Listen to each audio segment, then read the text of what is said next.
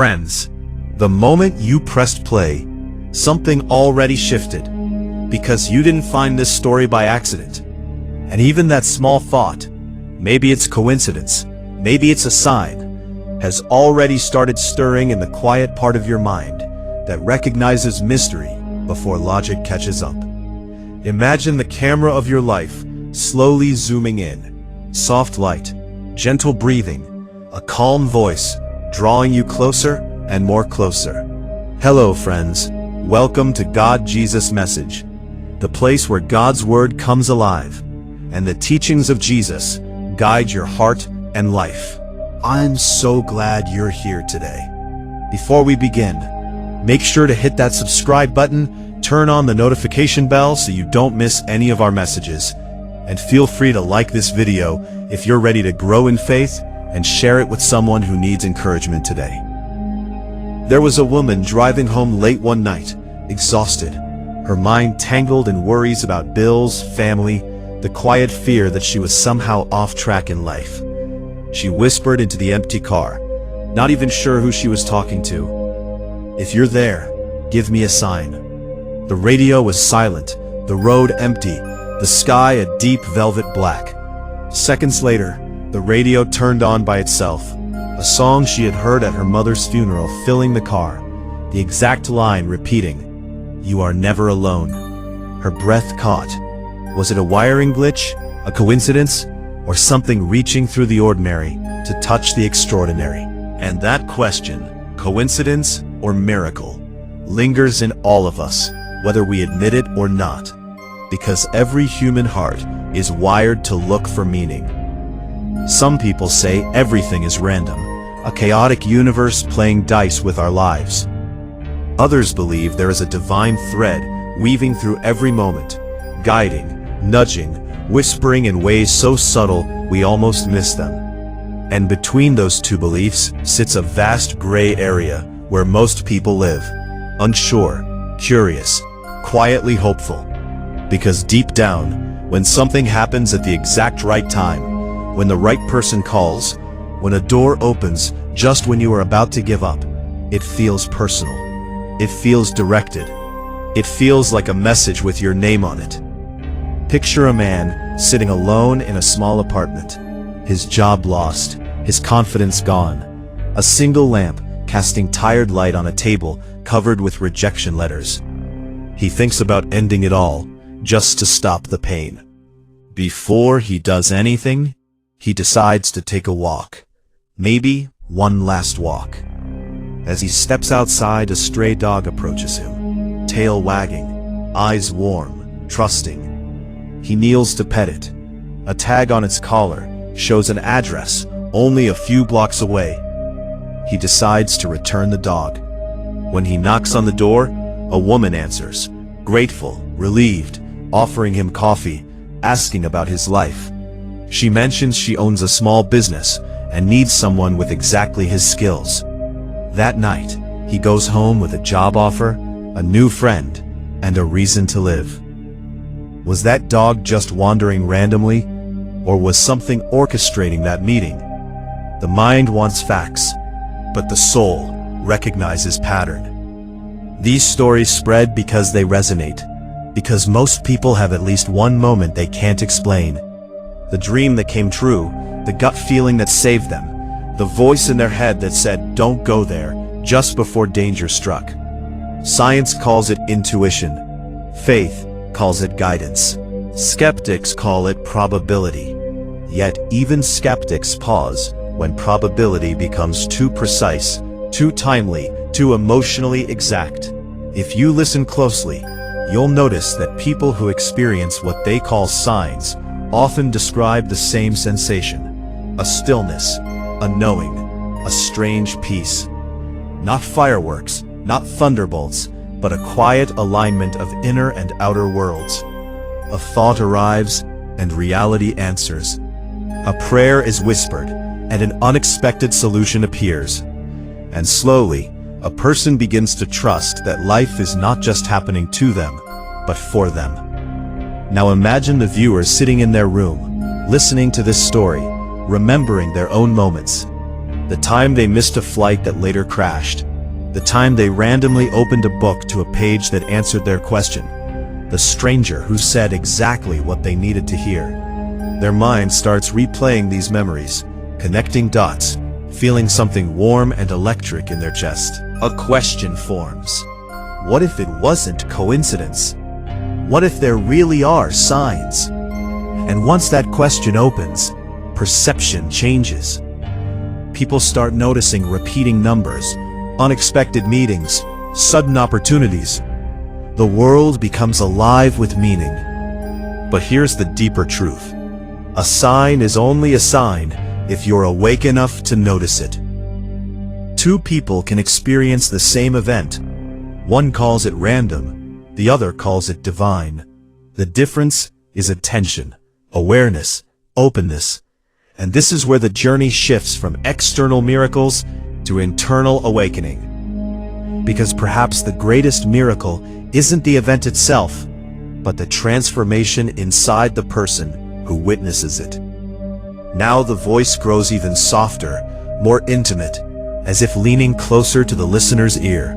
Because once someone accepts that signs might be real, the next question naturally appears. Why some people and not others? Why now? Why this moment? And the answer begins not in the sky, but in the human heart. Every longing, every prayer, every desperate whisper sends a vibration outward. Whether you call it faith, energy, or intention, something moves. And when something moves, something responds.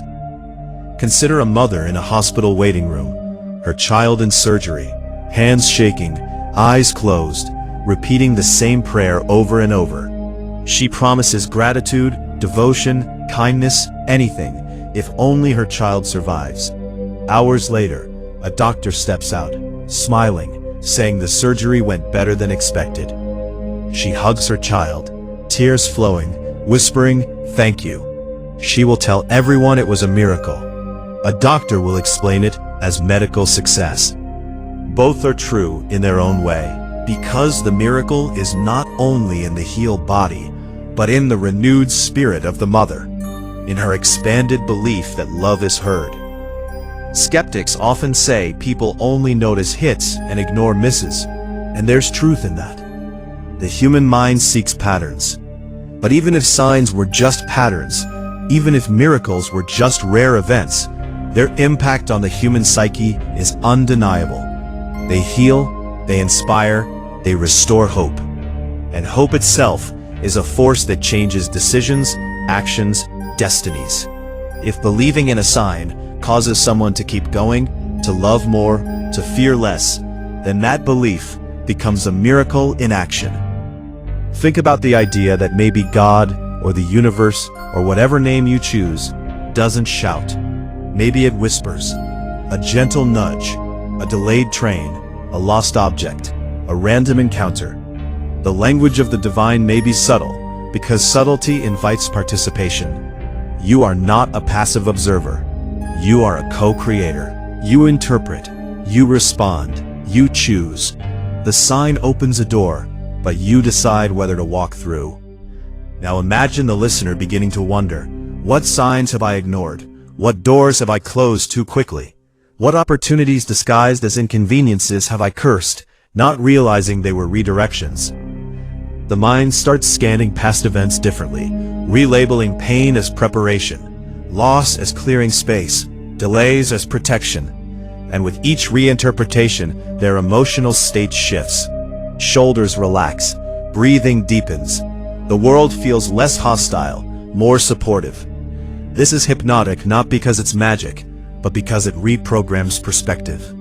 A man once said he asked God for guidance, then immediately got fired. At first he cursed the moment. Months later he realized that job had kept him from pursuing his true passion. Losing it pushed him into building his own business, meeting new people, discovering talents he never would have used otherwise. He now calls that firing a divine intervention. The same event, two different meanings. One moment labeled disaster, another labeled destiny. And this is the secret rhythm of life. Events happen, meaning is assigned, and meaning shapes identity. If you see coincidence, you feel random. If you see miracles, you feel chosen. If you see signs, you feel guided. And feeling guided changes how you walk, how you speak, how you love, how you risk, how you dream.